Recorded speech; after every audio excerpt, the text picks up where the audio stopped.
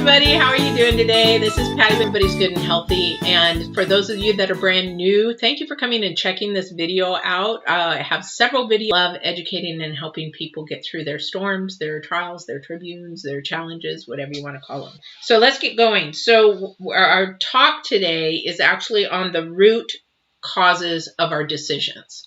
So decisions and choices, pretty much same things with the way that we decide on things. And so there's some elements that we actually base the way that we think, why we think that way. A lot of us don't even know why we think that way unless we actually do our homework and dig into that. Okay. So I've done that a lot. So anyway, we want to do that. So when we get to our decisions and our choices, so as a child growing up, we form our ideas, we form our opinions, we form actually the person who we become. Sometimes we form that based on the way somebody else is or how they want us to be. It might not even be what we want at all. It's just how we're grown up, taught, trained, brainwashed, whatever you want to call it. So, and sometimes that actual training as we grow comes from not only our parents, but maybe it comes from our grandparents and ancestors and ancestors and ancestors before that.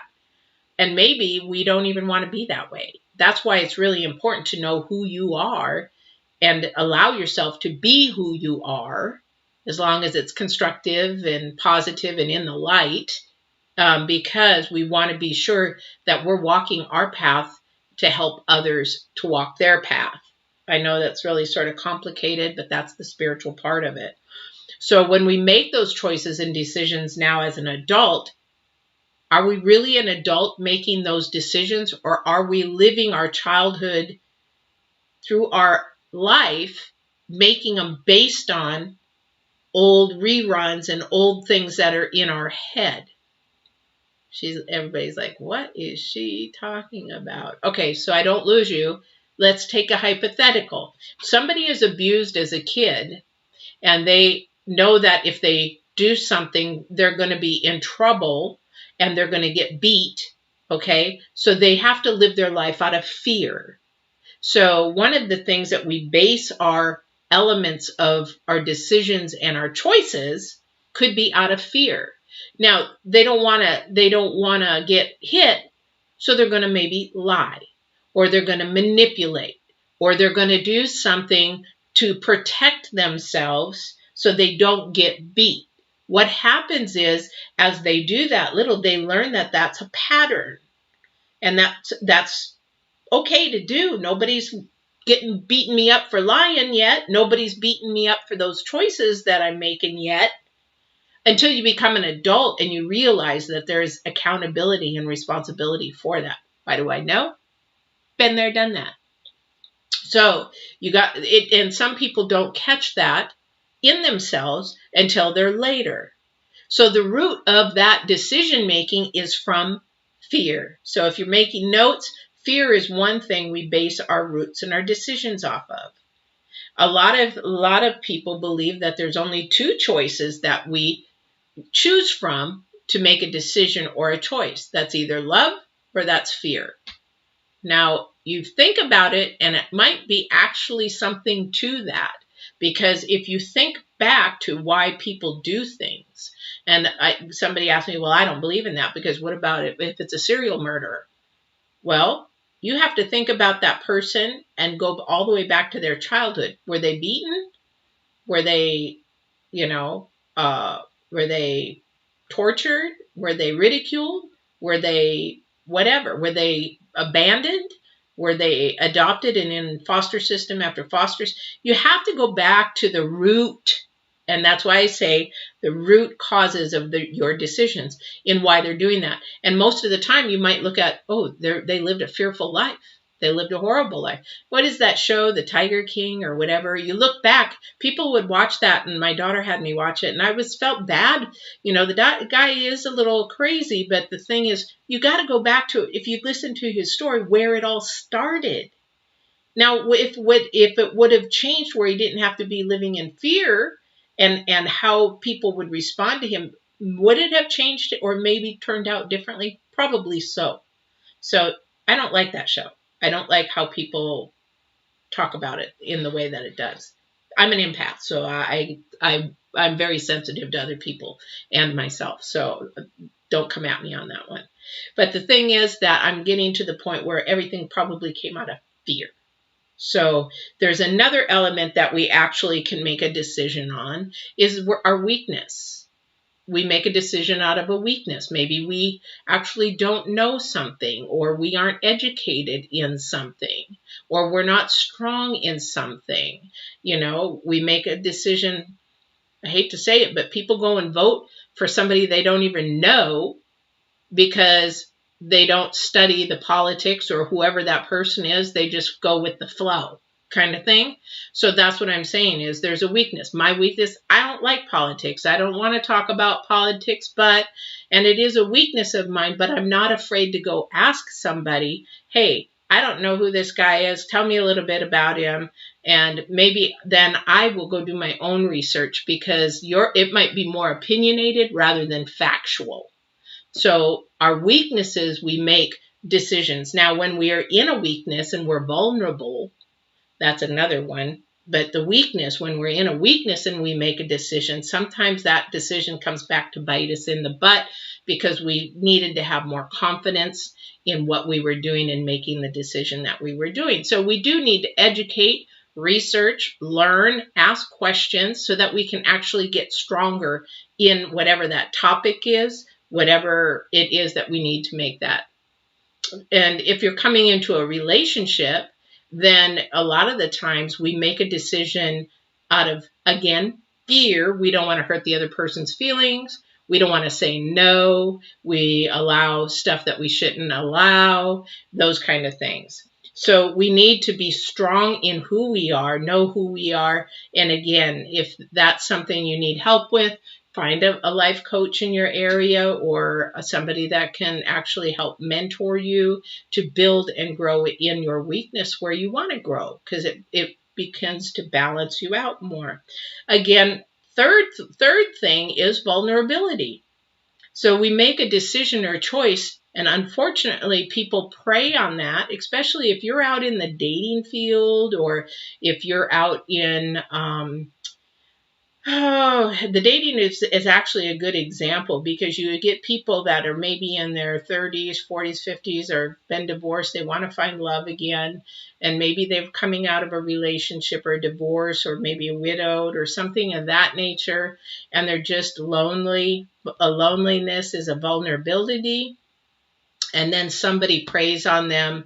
And because it could be a man or a woman, most of the time it's men, they know how to ask the right questions to basically, let me give you an idea. So if somebody is dating, they say, oh, what are you looking for in a man? Oh, well, I would like somebody who's, stable. I would like somebody who's got high integrity. I like somebody who's honest, somebody who likes outdoors. Oh, I like to go to the beach. So maybe a drive to the beach, those kind of things. I'd really like to find somebody like that. Oh, really? I'm like that. I love all that kind of stuff. Really cool. In all reality, they really don't. They just want to get it. They want to get the, kind of thing. So that's where vulnerability falls in, and then you fall prey, unfortunately. So being vulnerable is a time where you should actually maybe step back, get your strength back up, or people that are supportive around you to help you make decisions and choices, and it's not a time to do it on your own, especially if they're big choices like moving, buying houses, buying cars, things like that. Those kind of things. When we're vulnerable, we have to be sure that they're being protected. Like our elders, oh my goodness, they're vulnerable to these scams, and they need to have people around them. My criminal justice degree, that's what I studied. My specificity is in scams, fraud scams, financial scams, online scams, dating scams, K-1 visa scams, and the elders, the money that they lose, and they don't know. A lot of the times things are different and they don't know. So vulnerability is one. So we need to help protect those that are vulnerable. disabled or handicapped, standing up, seeing something's wrong. We need to help them make a better decision or get somebody involved that will help make that decision for them. Also, the other thing is that, what did I write down? Holy Toledo. Another decision, I got to look this up. The other decision that choices that we make our decisions out of is that we are in pain. So then that could be sort of linked to vulnerability, but hypothetically, let me give you another one because it's really easy. If I can give you an example, then it sort of might click a little bit easier. So when we're in pain, if we've broken up or we've gone through a divorce, and then we actually are still in our pain and our hurt, but we are lonely, so we want to try to date. And then you end up dating and bringing that pain into somebody else's life. We don't want to do that to another person. We want to make sure that we are whole again before we go out and reach out, because then we make wrong or poor decisions and then we involve somebody else. So the idea when we make a choice or a decision, make it in understanding, is this going to affect someone else or someone else's in the process? Because most of the time it is. Well, that's not a painful example. Well, it sort of is a painful example, but the thing is that in a relationship, that person comes in and maybe they use somebody and they live with them or whatever, and then they're gone. But if there's children involved, maybe that child got involved with them and they really like that person, but that person really didn't have any interest in them at all. They just got what they wanted and left. And now you've involved that child, and that child now has feelings, and it affected them, affected their thought process about another person, maybe another race or another culture or something like that.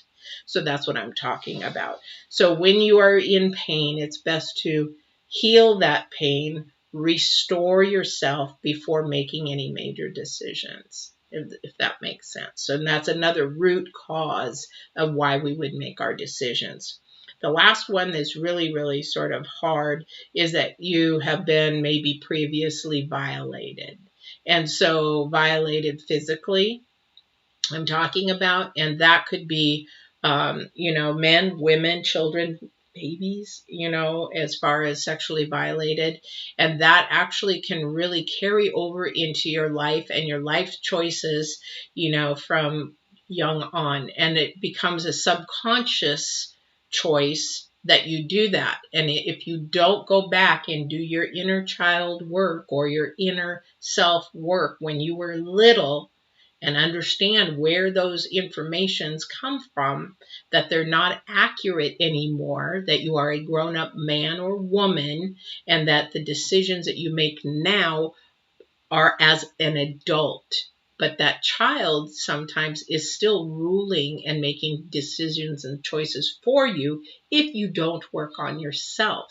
So, for example, somebody might mature much later because they are sort of stuck in that childlike behavior or immaturity. Maybe somebody becomes their choice to become promiscuous because that is the way they think, which is incorrect. That's how love is, and that's how they will be loved, through their body, because that's all they know and how they've been taught and trained.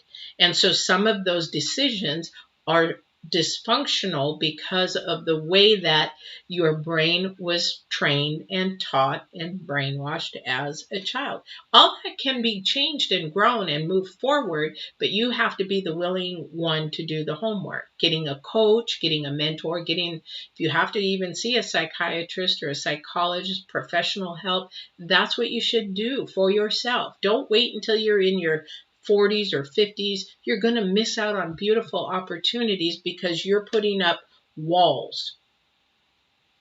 I should go this way, right? You're putting up walls. And what I educate in my coaching is that you might put up a wall, but make sure there's a gate there in the middle that can open and close, because we want to be able to allow certain people in and keep certain people out. If you put up a wall, nobody's coming in. Does that make sense? You know, and if you put a window, you can only peek. You can like, okay, you want to come in? Don't think so. Woke you up, didn't I? Anyway, so yeah. So that's why you don't put up a complete wall. You put up a wall with a gate in the center and allow that certain person in that you trust, you're building some understanding with, a coach or mentor or whatever, so that you can actually do that. So, and those are the key points that sort of give us the root of the causes of why we decide what we decide. Now, are they healthy? Are they destructive? Are they constructive? Are they forward movement? Are they keeping us stuck or even backward movement? Those are things that you would have to decide yourself, because I'm not in your head. So you make those decisions yourself. So that's something to look at. You know, jot down some notes for yourself. How am I making do the 5 W's. How am I making my decisions? What decisions am I making? Why am I making them? Who am I making them with, or am I doing them by myself? Who, what, where? It's really not as important, but where are those decisions coming from? Getting to the root. I guess that is really important, isn't it? Getting to the root. Where are those decisions? Where did they start? Where did those decisions start from? And once you actually sit down and even break down each W, you will really be surprised at how much you are learning about yourself. And you will have so many aha moments, and then you'll be able to transform your thinking actually into a positive, productive, and to your calling, your purpose, and you're going to get the 3 elements actually in balance: mind, spirit, body. Maybe not in that order. Spirit actually should come first, because then you can actually begin to see why you're making the choices where you're making them, because your spirit talks to your personality, your soul, who your character is, your integrity, where all that is. Are you do you have high integrity? Do you have high character? Do you have good morals? These are questions you should be asking yourself. So I really think that you guys came up and watched my video. Make sure you subscribe so you can see the new ones coming out. I'll be doing a bunch more. You're enjoying it. Take care.